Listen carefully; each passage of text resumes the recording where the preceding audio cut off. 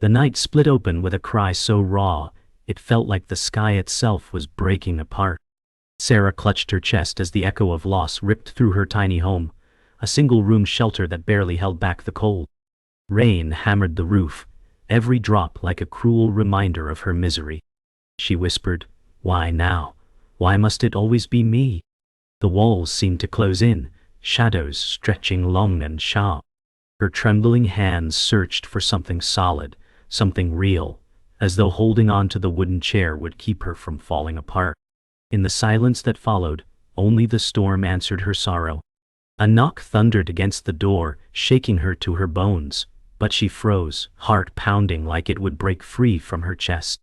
Fear and desperation wove together, painting her face with a fragility she had fought so hard to hide. The darkness was no longer outside. It had entered her home, her soul. The storm outside roared louder, but inside the silence was unbearable. Sarah stood still, her heart pounding against her ribs like a trapped bird. She wanted to scream, but fear held her voice hostage. "Please, not again," she whispered to herself, remembering nights when hunger and despair were her only companions. The knock on the door came again, softer this time, like a cruel reminder that danger does not always come with thunder. Her knees shook, but she forced herself forward, each step a rebellion against her weakness. The wooden floor creaked beneath her bare feet, loud enough to betray her. She reached for the handle, her hand shaking, but froze again as lightning cracked across the night, bathing her in a harsh white glow.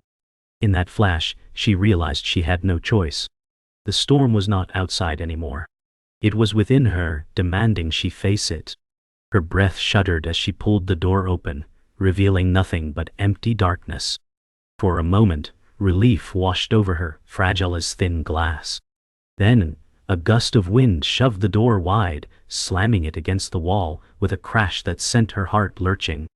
She clung to the frame, her body trembling, as the rain sprayed inside, soaking her thin dress. The storm outside looked endless, the muddy path glistening under the violent flashes of lightning. "Who's there?" she cried, her voice barely louder than the wind. No answer came. Only silence, heavy and menacing, pressing against her chest like a weight she could not carry. She stepped back, closing the door slowly, her eyes scanning the shadows for shapes that weren't there. The fear did not leave. It grew, stretching deep into her bones, whispering promises of a darkness she could not escape. Sarah sank to the floor, her back pressed against the door, as though her weight could keep the darkness from entering. Her chest rose and fell in uneven bursts, the storm's howl matching the rhythm of her fear. She pressed her forehead against her knees, tears streaming, and whispered, "I can't do this anymore." The memory of her mother's voice echoed, urging her to stay strong, but strength felt like a distant luxury she could never afford. Every corner of the room seemed alive, shadows creeping closer, whispering secrets she didn't want to hear. The wind rattled the windows, and the lamp flickered, threatening to die. She closed her eyes tightly, praying the world would vanish. But even in the darkness of her own mind, she saw it, a shadow that did not belong to the storm. Her head lifted as she sensed it, a presence beyond what eyes could see. The room grew colder, and her breath misted in the air. She whispered her mother's name, hoping for comfort, but silence swallowed the word. A sudden thud echoed from the corner, sharp and deliberate, and Sarah scrambled back, clutching the lamp with desperate fingers. Her heart thundered as she raised it high, its trembling glow pushing shadows back, only to reveal emptiness. The fear twisted into something worse. The gnawing certainty that she was not alone. She stood, her body trembling, whispering, "Show yourself." The flame flickered as though answering her challenge, casting long, twisting silhouettes across the walls. The storm outside wailed, but inside the shack, a deeper darkness waited, silent, patient, and merciless. Morning arrived reluctantly, its pale light creeping into Sarah's broken shack, brushing against the wet wooden floor where she had slept in fear. She rose slowly, every movement heavy with exhaustion, but her eyes still burned with stubborn resolve. She touched her chest, as if to steady her heartbeat, and whispered, I will not be broken. Outside, children's laughter echoed faintly from the village, reminding her of a life that seemed distant, unreachable. She wrapped herself in a threadbare shawl, hiding the fragility she hated to reveal. The storm had left its scars, mud trails slashed through the yard, the roof still dripping, and the air smelled of earth and sorrow. She stepped outside, her feet sinking into wet ground, and looked toward the horizon as though it held answers. Somewhere out there, she believed, was the life she was meant to claim. The village stirred to life with the sun, its narrow paths filled with the smell of smoke and boiling grains. Sarah walked slowly among neighbors who avoided her gaze, their whispers sharp as knives against her back. She lowered her head, pretending not to hear, though every word cut deep. "She will never rise above," one muttered, and Sarah's throat tightened. She had grown used to rejection, but it still hollowed her out. She quickened her pace, clutching her shawl tighter, determined to keep her dignity intact. The world saw her as nothing, yet inside her burned a fire no one else could touch. Reaching the well at the center of the village, she steadied herself, filling her clay pot with trembling hands. The water rippled, reflecting her weary face, a reminder of how far she was from the girl she once dreamed to be. Sarah's hands shook as she carried the heavy pot home, each step echoing the weight of her life. A figure stepped into her path, David, the ally she never expected. His smile was disarming, his tone softer than the harsh voices around her. "You shouldn't carry this alone," he said, reaching out. She hesitated, distrust shadowing her eyes. But his presence felt strangely safe. The villagers stared, whispering at the sight of him, speaking kindly to her, yet David ignored them, lifting the pot with ease. Sarah felt warmth rise within her, not from the sun, but from the kindness she had long forgotten could exist. For the first time in days, her lips parted into the smallest smile, fragile and fleeting, yet real. She whispered, "Why would you help me?" And he answered, "Because no one else will, and you deserve it." Sarah followed silently as David carried the pot, her eyes fixed on the ground, though her thoughts churned. Every step beside him felt like walking against the tide of a world that hated her. She could hear whispers behind them, the mocking tones of villagers who could not understand why he would bother. David glanced at her and said softly, "Let them talk. They don't know your strength." She almost laughed, a bitter sound caught in her throat, but his sincerity disarmed her. "Strength feels like a lie," she murmured, her voice barely audible. He looked ahead, determined, as though he carried more than just water, but the weight of her hope. In that moment, Sarah realized she was not as invisible as she believed. Someone had seen her, and that truth frightened her more than the storm had. Back at her shack, Sarah stood by as David placed the pot down carefully, his eyes meeting hers without judgment. The silence stretched, heavy with unspoken truths, until she finally whispered, "I don't deserve this." David's brow furrowed, his voice steady as he replied, "You deserve more than this village will ever admit." Her chest tightened, the words striking deep into wounds she had buried. She looked away, afraid he might see her vulnerability, but his presence lingered like a shield. For the first time, she did not feel completely alone. The storm inside her quieted, replaced by something she did not yet understand. Hope. And fragile, trembling, but alive. She pressed her hands together, murmuring, "Thank you," and David's smile grew faint, almost sad, as if he carried a secret he could not yet share. The day burned with unforgiving heat as Sarah walked toward the fields, her shawl clinging to her shoulders like a weight of shame. The overseer, Mr. Grant, stood tall and stern, his cold eyes scanning the laborers. His voice barked orders that cracked through the air like whips, and Sarah's stomach tightened at the sound. She bent low, pulling weeds with trembling hands, the dirt caking her fingernails, sweat dripping down her face. Around her, the others worked in silence, their gazes darting nervously each time the overseer passed. Mr. Grant's shadow fell over her, and her chest froze. "Faster!" he snapped, his tone dismissive, as if she were not a person but a burden. She whispered under her breath, "I am not weak." Yet, Each tug of the weeds reminded her of chains she had never asked to wear. The field stretched endless, her hope buried deep in its soil. The sun climbed higher, scorching Sarah's back as sweat streaked down her brow. Mr. Grant's cold laughter cut across the field, mocking a boy who stumbled with his bundle. Sarah clenched her fists, anger flickering inside her, but fear chained her voice. She lowered her head, hoping to disappear into the dirt, but his gaze found her again. "You," he said sharply, "stand up." Her knees wavered as she rose, dust clinging to her dress. "You think pity will save you? Work harder or you'll starve," he sneered. The other workers avoided her eyes, their silence louder than any words. Sarah swallowed her pride, bent again and forced her hands into the soil. Each pull was both rebellion and surrender, a fight against him and herself. Deep down she vowed she would not remain in this prison forever. Later in the quiet of the path home, Sarah dragged her feet through the dust, her arms sore from hours of work. The voices of the villagers trailed her, harsh whispers weaving poison into her soul. "She will never be more than dirt," one woman said as Sarah passed. She bit her lip, tasting blood, holding back the retort burning in her chest.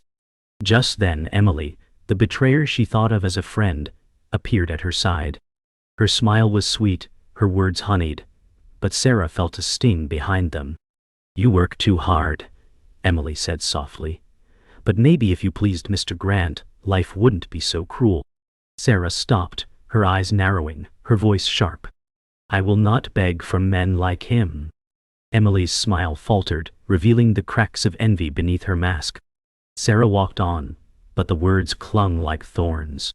The sky dimmed as Sarah reached her shack, the weight of Emily's words pressing heavier than the field's labor. She entered quietly, placing the clay pot aside, and sank into the corner where the lamp's faint glow flickered. Her chest tightened with anger and despair. Every cruel whisper, every scornful glance, replayed like a song she could not silence. She gripped her knees, whispering, "I will not let them define me." Yet the walls pressed close, suffocating her resolve. She heard footsteps outside, soft but deliberate, and froze. David's voice called gently, "Sarah, are you inside?" Relief warred with suspicion in her heart. She rose, opening the door slowly. His eyes met hers, filled with concern she could not understand. "You don't have to bear this alone," he said, but she turned away, unwilling to let hope hurt her again.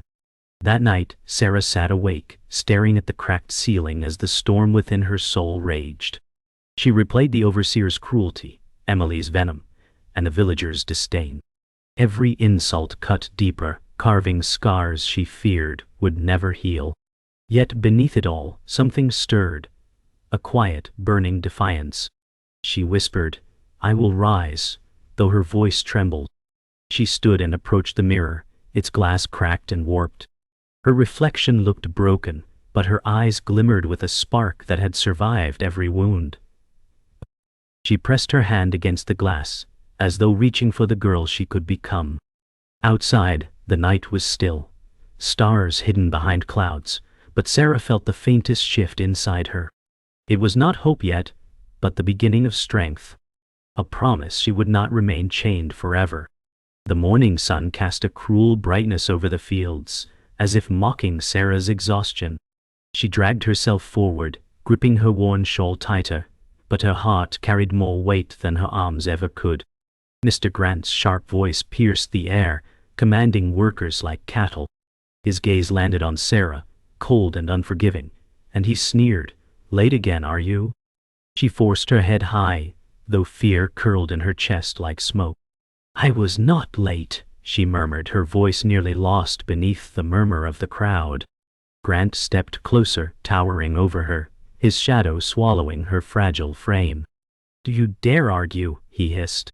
The field grew silent, every worker's eyes fixed on her, waiting for her to break. Her pulse raced, but inside her a fire flickered, weak, yet alive. For the first time, she met his eyes, and did not look away. Grant's lips twisted into a cruel smile as he leaned closer. "A girl like you survives only because I allow it," he said, loud enough for others to hear. Sarah's cheeks flushed, shame pricking her skin like needles, but her hands clenched into fists. The murmurs of the workers buzzed around her like bees, stinging, relentless. For a moment she wanted to collapse, to disappear into the soil, but something stronger pushed her forward. She straightened her back, whispering, "You cannot own me." The words trembled in the air, fragile yet undeniable. Gasps rippled across the field, and Grant's eyes darkened, fury boiling beneath his calm mask. He grabbed her arm, his grip iron and merciless, but Sarah did not flinch. Her heart thundered like a war drum, but her spirit refused to kneel. This was the beginning of a battle she had long avoided, but could no longer escape. The clash between them echoed louder than the overseer's commands. Sarah's arm ached beneath his grip, but her gaze locked firmly onto his. "You'll regret that," he spat, his voice carrying venom that silenced the field. Sarah's breath came fast, but her voice steadied. "I already regret nothing more than fearing you." The crowd's eyes widened, astonished at her defiance. Some looked away, terrified of the consequences, while others watched with quiet admiration. David, standing near the edge, clenched his jaw, ready to step in, but Sarah shook her head ever so slightly. This was her fight. Grant shoved her back, her body stumbling against the dirt, but she did not fall. Instead, she rose again, her figure framed by sunlight, unbroken. The field, once suffocating, now felt like a stage for her rebellion. And for the first time, Sarah felt the strength of her own voice. Grant's voice thundered as he barked, "Back to work, all of you!" The workers scattered, their eyes avoiding the storm brewing between master and girl. Sarah stood, shoulders squared, trembling but unbroken. Grant's fury simmered, his control challenged for the first time. He leaned in, his tone cold. "You will learn your place, or you will starve." Sarah's lips parted, fear and fire battling within her, until at last she whispered, "I'd rather starve than bow." Silence consumed the field, broken only by the rustle of leaves in the hot wind. Grant's jaw tightened, his hand twitching as though tempted to strike, but he turned sharply, walking away, unwilling to lose dignity before his laborers. Sarah exhaled shakily, her knees threatening to give way, yet her spirit soared. For the first time she had stood tall, even as her body trembled like fragile glass. When the field emptied, Sarah collapsed to her knees, the dirt staining her dress, tears mixing with sweat. David hurried to her side, his hand gentle as he whispered, "You've done what no one else dared." She shook her head, voice breaking, "I've only brought trouble." His eyes softened, and he replied, "No, you've brought hope." The weight of the moment pressed down on her, but beneath the pain, something new flickered inside her chest, pride. For years, she had been silent, invisible, and bound by fear. Now, she had raised her voice, even against the man who ruled her world. She breathed in, shaky but determined, realizing she had stepped onto a path with no return. Her life would not be easier, but it would finally be hers. And though the future was uncertain, Sarah felt a spark of power she had never known. The night was heavy with silence, the shack's shadows pressing against Sarah as she sat by the lamp. The words of Grant still echoed in her ears, but a different weight now clawed at her heart. She reached beneath the floorboards, pulling out a small weathered box she had hidden for years. Inside lay a torn letter, its ink smudged but its words unforgettable. "She is not your daughter," it read, written in trembling script by the woman she had called mother. Sarah's breath caught, her chest tightening until it hurt to breathe. Tears blurred the lines, but the truth seared through her. She had been living a lie. Everything she had endured, every whisper and rejection, suddenly made sense. Her past was a shadow she had never dared to chase, and now it had come to claim her. She pressed the letter to her chest, whispering, "Who am I?" The night deepened, and Sarah's mind spun with questions. She remembered moments when her mother's eyes had turned distant, her voice heavy with secrets. Now the truth unraveled, leaving Sarah adrift in a sea of uncertainty. She staggered to her feet, pacing the shack, clutching the letter like it might burn her. "Why didn't you tell me?" she whispered to the memory of her mother. Anger boiled beneath her grief, each step pounding against the wooden floor like a drumbeat. She pressed her forehead against the wall, sobbing quietly, but even in the pain her resolve hardened. If her past had been stolen from her, then she would steal it back. She wiped her face, her voice steady, though her body shook. I will find out who I am, even if it kills me. The storm within her soul had found its thunder. The next morning, Sarah carried the letter to David, her hands trembling as she thrust it toward him. His brow furrowed as he read, his lips tightening into a grim line. Sarah, he said softly, this changes everything.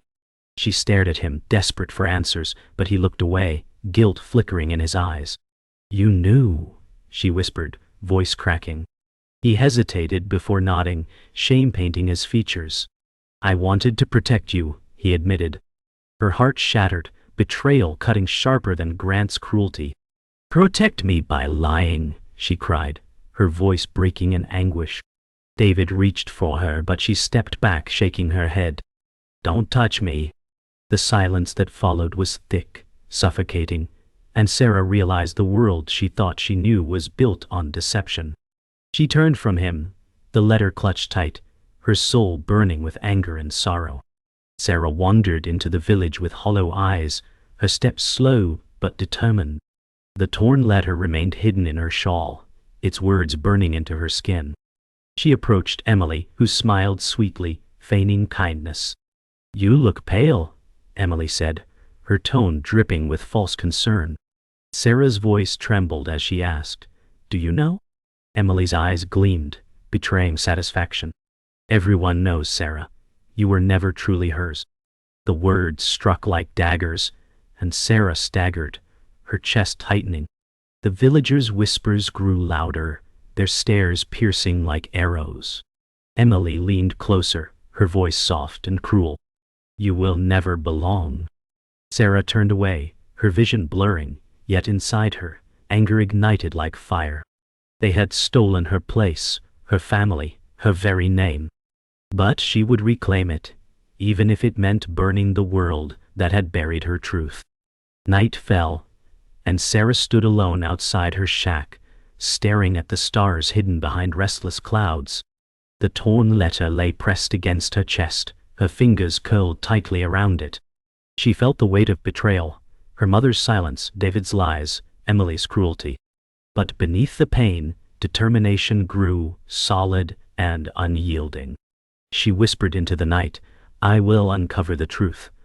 I will not remain a shadow. The wind howled through the trees, as though answering her vow.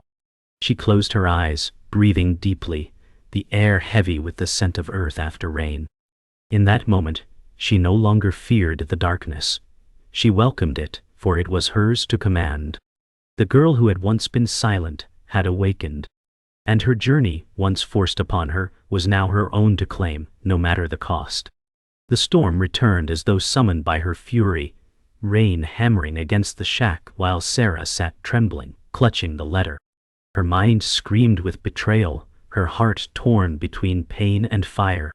She rose, stepping outside into the night, the wind slashing her face with cold droplets. In the distance, she saw Grant approaching, his coat billowing as though he owned the storm itself. His voice cut through the rain, sharp as a blade. You'll never escape me, girl. Sarah's voice cracked but held. I am not yours to break. He advanced, towering and unrelenting, but she did not retreat. Every scar, every insult, every secret had led her to this moment. She clenched her fists, lightning blazing across her defiant face. Tonight, she would either shatter or finally stand unbroken. And for the first time she welcomed the storm inside her. The rain soaked them both, but neither moved. Grant's sneer twisted as he stepped closer, his boots sinking into the mud. You're nothing, he hissed, a stray pretending to matter. Sarah's chest rose and fell, her breath sharp against the thunder. I matter because I choose to, she cried, her voice carried by the storm. Grant lunged, his hand clamping her arm, but she shoved him back with all the strength despair had honed into steel. He stumbled, shocked by her defiance. The workers gathered silently at the edge of the field, gasped as lightning cracked above them. Sarah's body shook, not from fear, but from the power of her resolve. Thorn no longer frightened her. It became her ally, her voice, her fire. Her eyes burned into his as she whispered, "You can't take me anymore." Grant roared with fury, regaining his footing. He charged forward, gripping her shoulders and forcing her to her knees. Sarah's cry echoed in the storm, but her spirit did not collapse. "Beg," he demanded, his voice thunderous. She raised her head, her eyes blazing through the rain. "I would rather die than beg." The workers' murmurs grew, rippling like a wave against Grant's power. David pushed forward, ready to intervene, but Sarah shook her head violently, signaling him to stay back. This was her fight, her moment of reckoning. She dug her nails into the mud, forcing herself upright despite his crushing grip. With one final surge of strength, she broke free, shoving him back again. The field erupted with gasps as Grant faltered. The girl they all thought fragile had risen, not just against him, but against everything he represented. The storm howled louder, the workers frozen between fear and awe. Sarah's chest heaved, her breath sharp, but her eyes never wavered. "You will never own me," she cried, her voice cutting through thunder. Grant's fury exploded as he lunged again, but David stepped forward, blocking him with outstretched arms. "Enough!" David shouted, his voice shaking but strong. Grant's hand rose to strike, but the crowd surged, their silence finally breaking into shouts. The power Grant once held slipped like water through his grasp. Sarah stood tall, her hair plastered to her skin, her voice steady. "Your reign ends tonight." Lightning flashed, illuminating the moment where power shifted, not by force alone, but by courage unshaken. For the first time, Sarah was not just a girl fighting for herself. She had become a voice for them all. The storm began to calm, but the fire in Sarah's chest burned brighter than ever. Grant stumbled backward, his face twisted in fury and disbelief. The workers no longer bowed their heads. They stood behind Sarah, silent but united. David stepped closer, his hand brushing her shoulder with pride. Sarah lifted her chin, her voice unwavering. "You cannot chain what refuses to kneel." Grant's lips trembled, but no words came. He turned sharply, retreating into the shadows of the storm, his power shattered. The silence that followed was heavy, yet filled with a new kind of breath. Hope. Sarah's knees weakened, but she remained standing, her body trembling yet unbroken. For the first time, she felt the weight of her strength, not as a burden, but as a crown. The storm had not destroyed her. It had revealed her. Dawn broke quietly, the sky washed in pale gold. As Sarah sat outside her shack, the world still wet with the storm's tears. She held the letter in her lap, its edges worn and soft, but her eyes no longer trembled with fear. David stood nearby, silent, his presence steady. She whispered, "The truth doesn't break me, it makes me free." He looked at her with quiet pride, though guilt still lingered in his gaze. Sarah smiled faintly, her lips curving not from joy but from resolve. "I will find where I come from, but I will not let it bind me," she said softly. The village stirred in the distance, whispers already rising, but for once, their voices no longer pierced her. The girl who had once been shackled to shame now sat in the light of a new day, reborn in her defiance. The village gathered in uneasy silence as Sarah walked through its narrow paths, her steps steady, her gaze unyielding. The workers she once avoided now watched her with awe, whispers turning from scorn to reverence. Emily appeared among them, her smile brittle, her voice dripping with false sweetness. "They may cheer for you now, but it won't last." Sarah paused, her eyes locking with Emily's. "Then let it be their choice. My life is no longer yours to shape." Emily's face faltered, envy twisting into rage, but Sarah turned away, her shawl billowing with the wind. For years, she had bent beneath cruelty. Now she walked tall, carrying scars like armor. The village, once a prison, had become a witness to her strength.